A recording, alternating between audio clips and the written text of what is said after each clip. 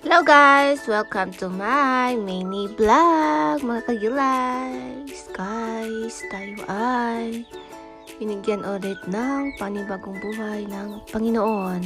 Tayo'y magdasal muna bago tayo maglakbay ulit at mag-start. Dapat think positive palagi para good vibes lang, diba? Haha. Yan, nakapag-pray na tayo. Magsusuklay muna tayo ng buhok.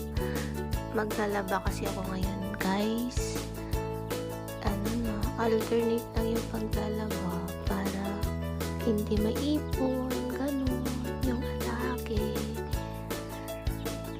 Ang fresh lang, guys, dito sa amin kasi nasa bundok.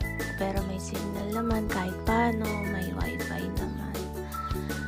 Globe pala yung gamit namin, ganun. Yan, magsasampay na tayo dahil nakapos na tayo magbanlaw, guys. Hirap maglaba, no? Lalo pag mano-mano. Pati na may washing machine na simple lang, kahit paano nakapagtulong sa paglalaba araw-araw. Diyos. Anyan lang, guys, yung routine ng daily ko. Everyday, kanyan. Kasi mayroon akong inaayos na problem. Konting taste na lang.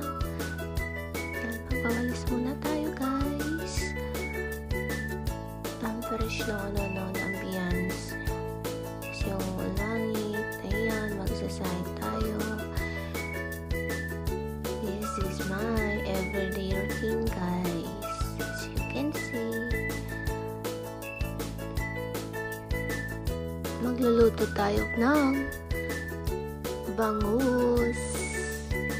Ayun, guys, yung prutas na yun, buo pa nakaraan. Inubos naman ng ibon. Tinuktuka-tuka nila. Inihintay ko pa naman yan.